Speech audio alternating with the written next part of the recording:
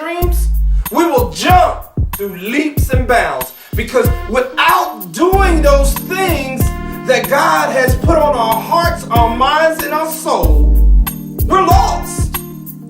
See, because what happens is chaos takes over the body, just like cancer.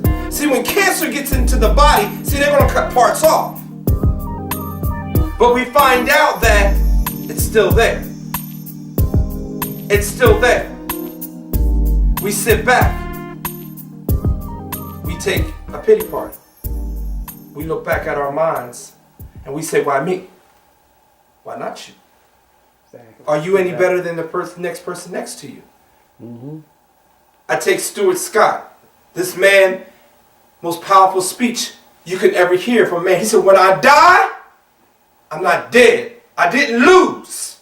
But I left a legacy so you can carry on to find out what needs to be done.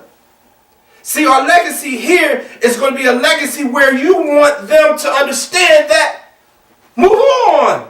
Don't move back, but move on. Mm-hmm. See, it was always told to me one time that you're not loved until you're loved. And people say, well, what do you mean about that?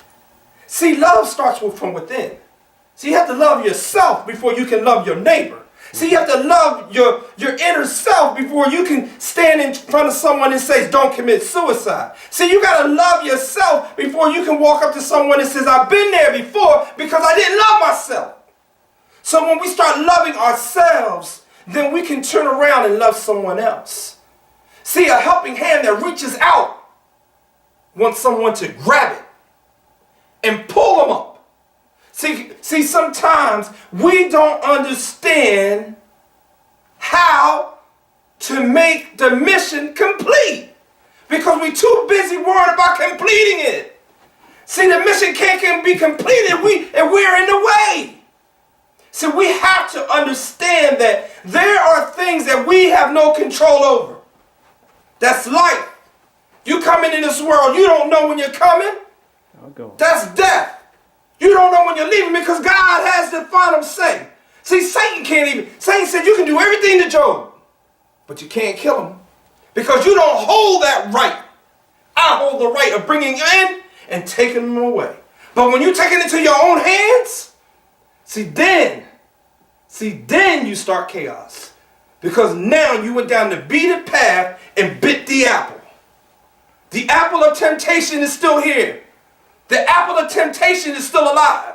The apple of temptation is in cancer.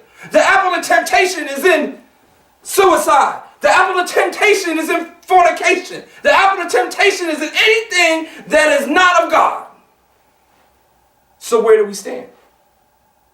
What feet do we stand upon? Do we stand on one leg and fall? Or we stand on two legs on solid ground?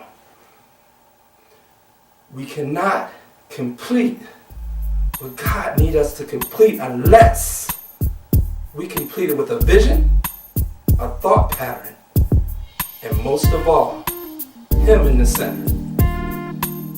Because without Him being in the center, what you're doing is throwing darts. See, we can throw darts all day,